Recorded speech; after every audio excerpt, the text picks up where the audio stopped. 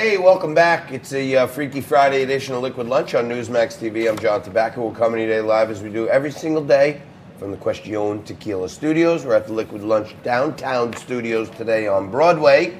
And we are kicking off a brand spanking new Hour 2. And we kick off this Hour 2 by doing my favorite segment in the show. We're the only show on television who brings on a Democrat and a Republican. I throw out the topics, they mix it up. I mix myself a drink, sit back and watch them duke it out. One rule, at the end, we shake hands, we have thoughtful conversation, and we part friends. Joining me today, two good friends of the show, Daniel Christmann, Josh Kravitz. Dan is mostly on the right, but sometimes quite libertarian. Josh is a Democratic strategist. He's a leader here in New York in the Democratic Party, and he's currently a candidate on the Democratic side for the New York City Council in the limousine liberal section of New York, on the Upper East Side. Well, guys, thanks for joining me. One of your, Josh, one of your fellow elites, Mayor Mike, who basically came in and threw around his money and subverted, the will of the people. We had a referendum that set term limits. Mike Bloomberg went and paid everybody off and killed term limits, gave himself a third term. So we know he's an emperor, or he thinks he's an emperor. Now he's in the race. I contend that to get, they want to see, everybody wanted to see Obama's birth certificate. Everybody wants to see Trump's tax returns. These are like prerequisites. I think to run for president, you got to at least reach like the clown's hand for the roller coaster. I don't think he reached the size requirements, but he flip-flopped already on stop and frisk. Here's what he has to say about guns now. You guys took this out. Trump seems to accept this violence and pain, and he and the NRA leaders say that there isn't anything we can do about it. And every time I go to another funeral, I think, oh my God, there has to be something we can do about it. I don't accept that kids being murdered at school is something that we should be used to. I don't accept that kids getting killed in the streets is something we should get used to. I didn't accept gun violence ripping apart our cities and communities every day, and I'm going to do everything I can to change the administration in Washington and fight back against this evil.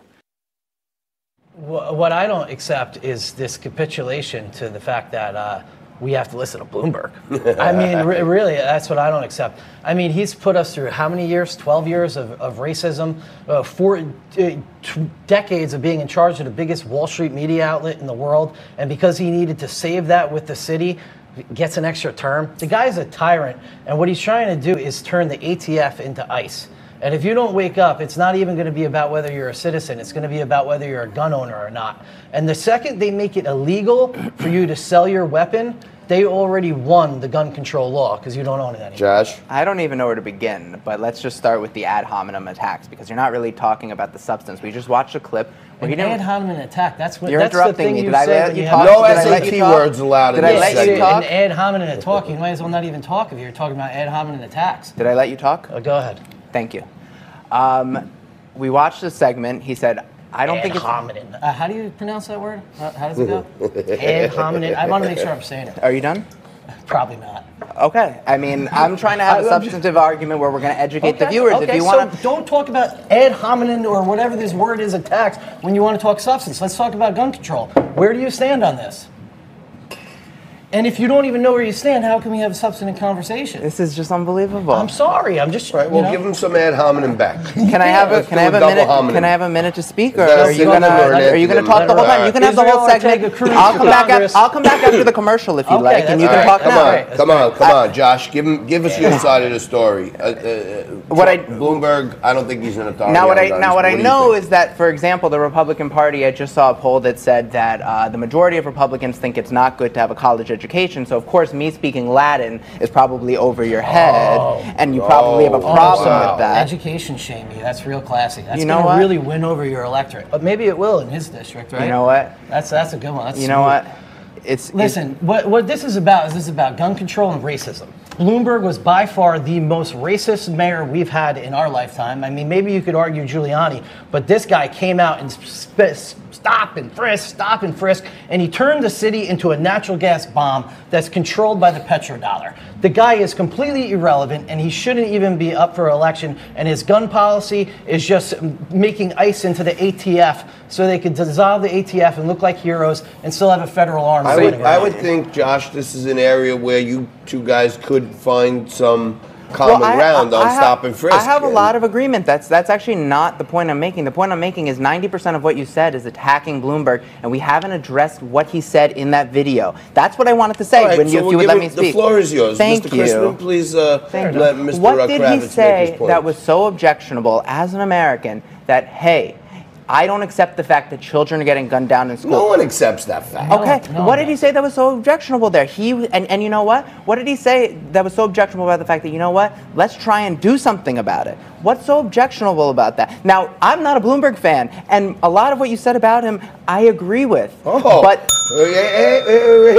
when the Democrat and Republican agree, I ring the bell. Because you know why? But you're not addressing the substance. He didn't say anything objectionable. I There's went a through broad middle. There's a broad $115 parking ticket. You don't let a person speak. And there's no more listening. When they give you a $115 parking ticket after parking ticket after parking ticket, he tried giving us the congestion pricing. Wait until you're a Democrat and backing congestion pricing, and everyone's head explodes over that one. I would, if I were you politically, I would run away as far away from defending anything Bloomberg has to say whatsoever. The guy was a racist. There was plenty of BLM atrocities under his reign. The gun control that we've seen in this country is completely racist. There's nothing you should do to even bring yourself anywhere near. I just wonder if you, the viewer, are following this, because I'm not. I'm just not. I'm just not following. You go from A to B to C to D. It does not make sense to me. It's called being linear. It's 2020. You don't have to stay in the same lane. I just don't get it. I don't get it. I think they call that the commutative policy of math or something. Associative. Associative. Yeah, A equals B and B equals C. No, listen. You guys are mixing it up. The education shaming is a little out of bounds. But, I didn't know I wasn't allowed to use Latin on the show. No, you can use Latin. It's a term of art. My question is this. Hang on 1 minute. Avoiding substance. We're talking about Bloomberg. We're not talking about the substance of what he said. You keep talking about and by the way, I don't like Bloomberg. Banning ICE, which to me could pose a major problem for Liquid Lunch in itself, because if she bans ICE, then I got nothing to put in this cup, and we got a major problem here. But I want to take a look at. I want you guys to take another look at this clip. SOT 5, Kyle, where Joe Biden's talking about Alexandria Ocasio-Cortez. IOC, Israel Ortega Cruz for Congress. They're going to go. You guys got it all wrong about what happened, and what you sound happened. like Trump. Yeah, Fake I news? do. No, look, it's not fake. It's just bad judgment. You all thought that what happened was the party moved extremely to the left after Hillary. AOC was the new party. She's a bright, wonderful person. But where's the party? Come on, man. So, Josh, it's your party. Is Joe right? That she doesn't represent the future of the party? Well, I'm not sure that she doesn't represent the future of the party, because I think the trend line is probably moving in her direction. But as it sits today, I think she's probably to the left of the median voter in this party. And I think that, I think Joe Biden seems to understand that.